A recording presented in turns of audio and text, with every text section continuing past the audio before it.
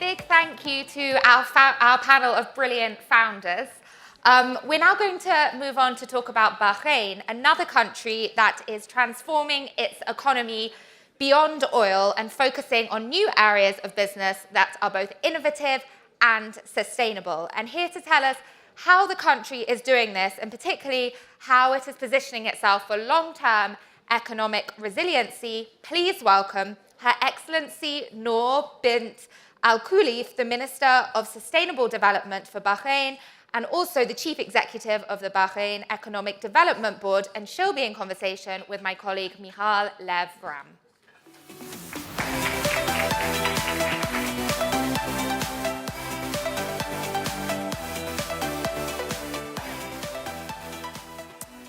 Thank you so much for joining us. I want to start by asking you just kind of a basic question. So 86% of Bahrain's GDP is now made up of non-oil sectors, which is probably a surprise to some people from outside of the Gulf region.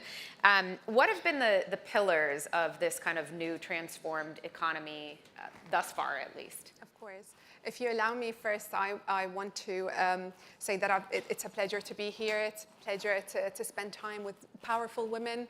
I'm very grateful to our friends and family in Saudi for the invite, and also for Fortune for hosting or choosing Saudi specifically and the Middle East to host this international event. Grateful also for the opportunity to shed light more on Bahrain. So we are Saudi's neighbors. If people are not aware, a small island close to the eastern province. We do have a bloodline between us and Saudi, so we have a causeway that's been there. It's almost celebrating 40 years next year, I believe. So for us, our economy and the Saudi economy has been interconnected for many, many, many years, and we see ourselves as an integral part of the GCC economy. But you're absolutely right. When you look at the split, people think a GCC, oil-rich countries, oil must be the biggest contributor to their economy. But actually, in fact, for us, oil is not even the biggest sector in our economy and hasn't been for the past almost 2 years now. And that's the result of a journey that stretches over decades.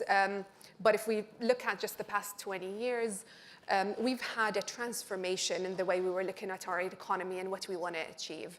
And that was really solidified after launching Vision 2030 for Bahrain back in 2008. And the vision said that our economy going forward would be driven by the private sector, and that we have to remain competitive. And in order to remain competitive and allow the private sector to lead in that transformation, the government has to make sure that our procedures are seamless, are straightforward, are easy to understand, our legislation are supportive of private sector building Bahrain.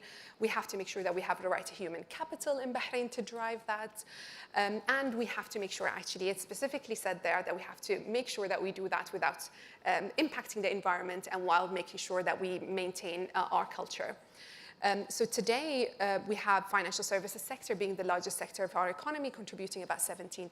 And that's really building on the history of Bahrain being a financial hub in the region. And even within that sector, there's been a lot of transformation in the recent years. We hear a lot about technology. For us, the biggest growth areas at the moment are through fintech.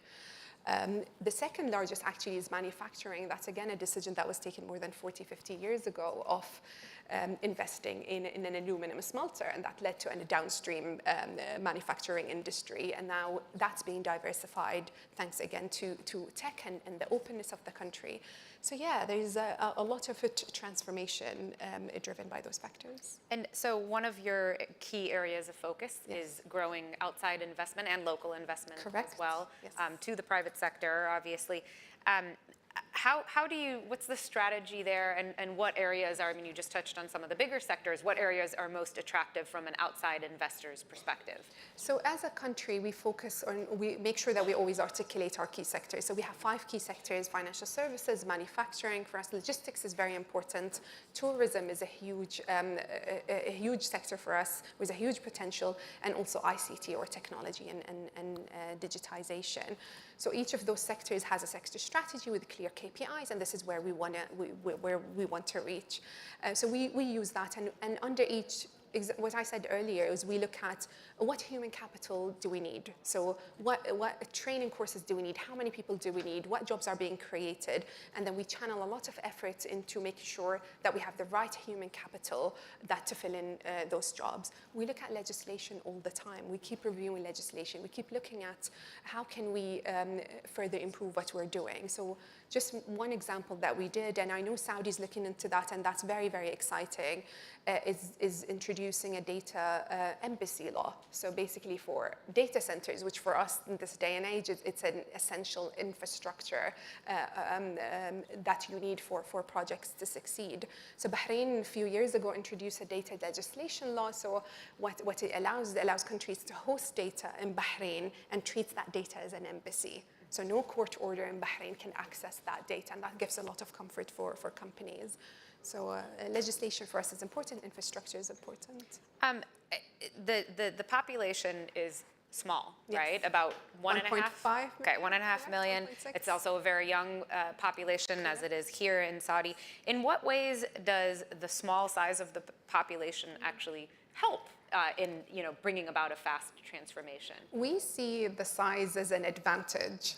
For us, we actually say our small size is an advantage for us because we can do things collectively.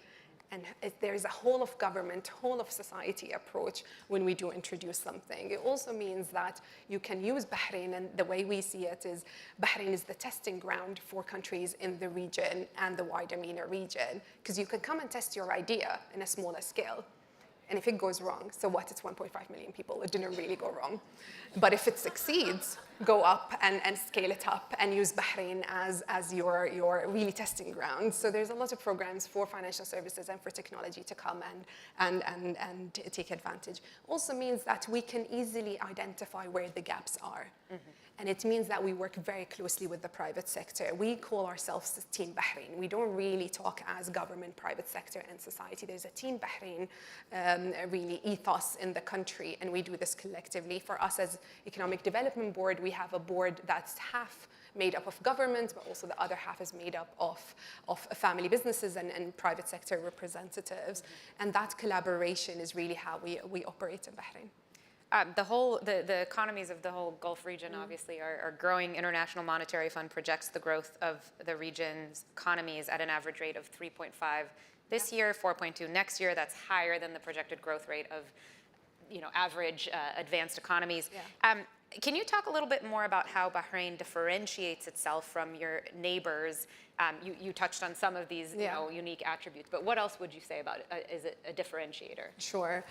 What I want to say is we were talking about this backstage, but it's really an exciting time for the GCC, for the MENA region. For us who've been here, who've lived here, has always seen the potential in the region. It's really nice for the rest of the world to recognize where this region is heading. And I know there is huge numbers talking about conservative numbers. The size of economy today is about 2 trillion in the GCC, projected to be about 3 trillion in 2030, doubling by 2050. That is a huge momentum that is happening thanks to stability, thanks to having visions, thanks to having strategies, and really everyone coming together and making sure that we have the right infrastructure for it. For us, we see Bahrain as the gateway to the GCC. We see it, again, as an economy that's complementary to what's happening in the region. We always look to see what Saudi is doing. For us, we could be the service center. We see ourselves as the service center to Saudi. If Saudi is developing a huge market is developing manufacturing, what Bahrain is looking to do is how can I complement what is happening in Saudi in terms of providing the human capital and also being a place where support functions could also set up to support what's happening in Saudi. Similar to UAE, where UAE is a big financial hub.